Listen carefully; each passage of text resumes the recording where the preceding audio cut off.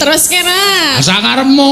Lah ya piye? Wis kebacut loro atiku. Lah terus arep ngopo nek Sampeyan tak titeni esuk suatu saat kowe ewuh ditenono. Napa? Arep nyumbang 10.000 ditewon-ewon kae. Ketok. Oleh kumangan arep tak katok-katokke biyen. Tak tulisi ta? Tulis apa? Duga ngono. Amplopé Pak Seno ya ditulisi. Napa? Hamba Allah. Bocah ora kowe. Arep apa arep nyengeni Pak Seno ora tulisane Pak Seno. Wah, kok saura-urane wong iki nek jujur mesti ana sing ngewangi. Ora tene iki tene ngewangi tene wedi kok. Ora. Wedi ora? Ora. Mutar ora kowe. Aku sok ya tak ora hamba Allah. Napa? Rakyat jelata.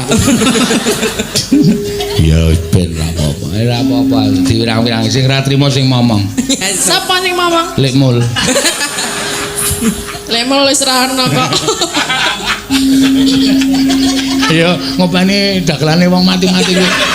Ki dagelane waluh ya ngerti. Sapa lo? Lekmul ngono. Iya. Karo Mbah Kasan. Terus ki mboten. Tak karepmu, aku wis Lah piye ta? putus asa aku arep nembang-nembang sakarmu dhewe esuk njaluk duit panitia dhewe. Ya ayo neruske ayo gelem ora. Hah? Diteruske gelem ora. Aku iki nek dialus terus ngono. Nek dikasar memeng aku sak. Nek yo teruske gelem ora? Ngono. Ayo. Ya. Ya. Nek ya saanane gelem to. Mang titeni Mbak Mimin, mengko bar rampung nembang niki. Mang titeni bakso sing niku paling akeh dhewe sik ngentekke tatin, yakin. Ora ketara ning mboko sak glinding sak dinding kae cepluk. Budalan tek sak mangkok cepluk. Ora yo. Wah, niku do koyo ora umum-umum. Seneng banget nek karo bakso ya Mbak yo. Ya? Seneng banget. Seneng banget paling pengen tek loro. Ya wis. Mangga dilajeng.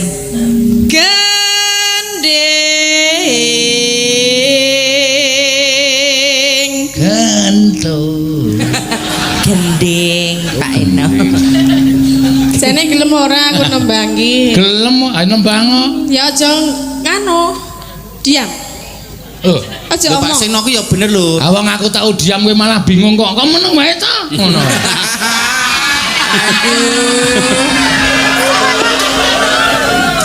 Kuwi apa ta? Lah ya Pas apa ta kuwi? malah dadak digoleki syarat rono-rono lho nek diam ae iki.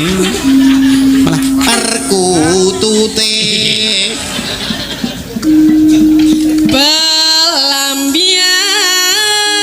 Belambiangan. Aduh. Aku barang kaget Lah gareng ngombe ra sida Nyun sewu niku antara-antara sinten Pak Seno niki wau? Ci Mas Susu lho. Siapa? Mas Susu. Ki dhewe kan dong tau tepung ta Lek. Kuwi kudu mbok terapi sik kuwi berarti. Oh, kena diterapi. Kowe ae piye sapa? Kowe sing gane nelateni koyo Aku wedi kok ganas kono ketok. aduh, ngapeng agar nyawa. ngombe untung ora tumplak. Ya nek terus kejak gelut nek kejak liyane rak ya dedek terluka.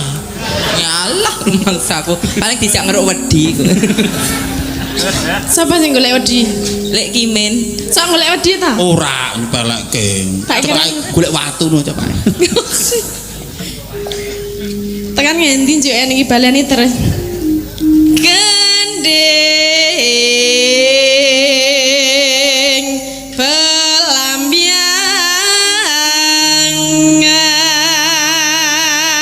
pelambiangan nyerambai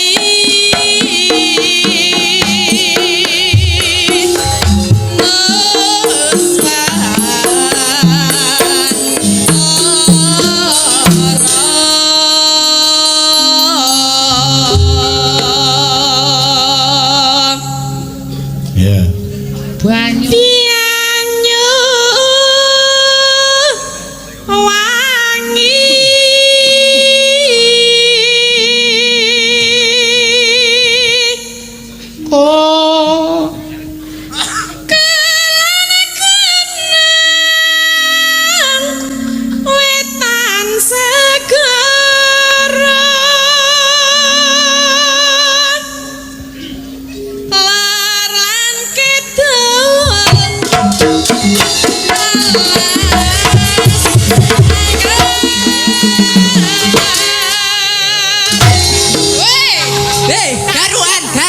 Garuan. Iyalah, yo garapan. Nek mesiksa jantungku ki lemah lho, Mas. Nek ono apa-apane jangan melu tanggung jawab lho. Iki ora garapan kok Mbak Mimin. Napa? Nek ciri khas Banyuwangi cen ngene iki. Tembange kok diselani kendang. Ngono sing bengok. Lho blang-blangan dong tak Blang-blangan, Dik, blang-blangan. Oh, iki pancen gendeng ki ngono kuwi. Nancen ngenten iki. Cara Mbak. Banyuwangenan. Banyuwangenan ngono kuwi. Jenengan jantungnya lemah. Lemah, ora mung jantunge kabeh lemah kok, Mas. Mbok kene ben kuat ae jijir aku. Nah, engko nek mari tanggung jawab kowe. Iya nek mari. Nek Sik. Kita wis mari aku. tenane.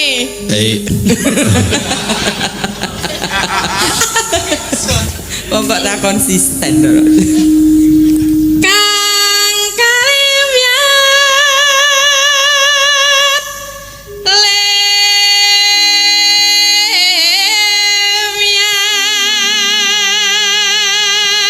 Belam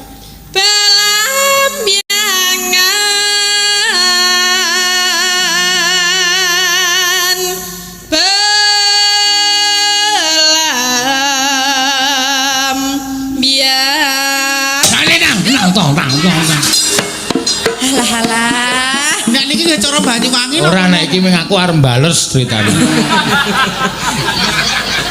Aku kaget tenan ya mau ya. Awas hati-hati lho nek ngeprak anten niku. Apa? Kok ndak kena. Kenapa? Nek cek Apa sing kena? Wis senengane omongane ora. Omongane kok kaya ngono. Mbak Tatin ki horor. apa toh? Lah wingi nek kena wedang lho. Oh, ndak mancal wedang. Ndak mancal wedang. Ora ono wedange wenang kene kok macan. Lah apa? Bisa gelar wis bisa gulung.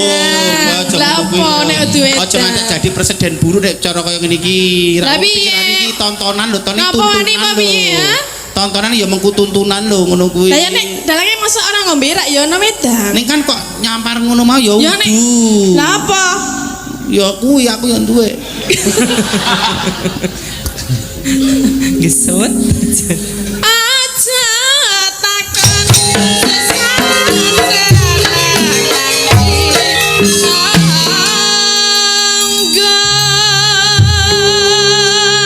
Tanah India. Cek kok sing ngono kuwi Mbak Tatin. Mo, Lah nyapa? ka aku nek tiru dalange.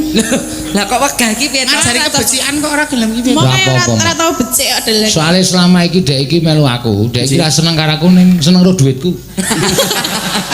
Wong nyatane nek tak tak ulungi amplop ya. Matur nuwun, Mbak. Dalan nyambut gawe kan oleh duit. Aku ora seneng karo aku kok mungkat mengket.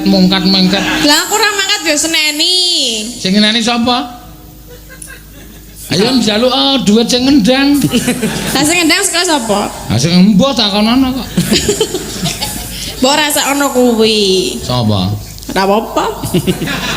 Aku wis kebacut loro ati kok. Kula tambani berapa jenengan? Ah ora usah. Iya. Tanah India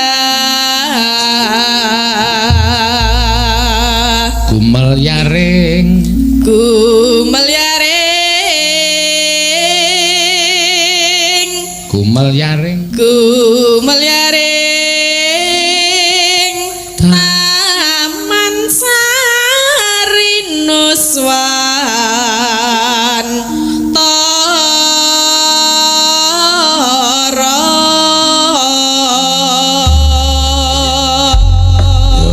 Ayo gerak sing tenanan men kemringet men daging iki suda. Daging nganti cukul nang ndi. Lemak-lemak biar roto. Wong wedok kok ndek punuk kaya sapi.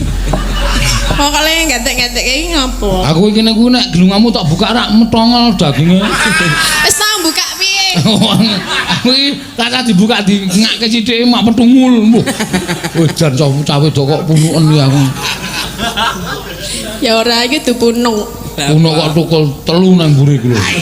Endi to? Kon nilai apri kuwi. Endi, Mbak? Nah iki ku lho. Iki enek mesah muni lho iki. Apa? Kak kak kak. Apri sengane kok kaya ngono lho. Lah apa? Karo kanca ya. Retok. Itu namanya kamu body shaming. Lah sing bener piye? Guyon oleh, guyon wicara tening guyon fisik enggak boleh. Terus piye? Sindien kae lemu, sindien kae teng pecotot, sindien kae ra etuk itu body shaming ada hukumnya. Waduh. Sok dituntut kowe. Lah Kaya emang- ngene kok engkek. Iya meng perkara genah catak kok. Anu. Canak itu mamu loh. Kuwi tumone sapi. Ya, mangga, ya.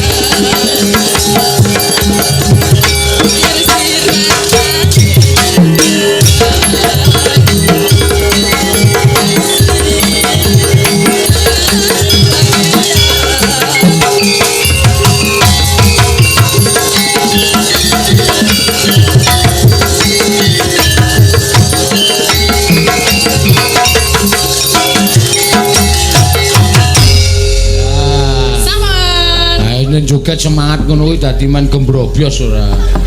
Oh, kae lho. Aku rumangsaku iki mau jane tontonan apik ning dirusak karo Mimin. Kan joget ra ono sing pas e. Oh. Waduh. Kok dilonggo ki lho. Piye di anu wae disalurke keran apa piye? Piye Lek? Kasunyatan wong beksa wong joget iki ya rekoso. Nah iya. Wong waton okol kuwi iso pas banget lho. Kowe coba barenono gerakane men ditiru-tiru kanca-kanca liyane lho. Ilmu itu disampaikan rakitang sithik disampaikan kono nggo contoh. Lah kok kancane Aja ngeman bagi ilmune lho. Pak Seno ki ana sing dalang nyengkok beliau ya rela ora apa-apa kuwi. Biasane apa anak buah ki terinfluence karo seniore.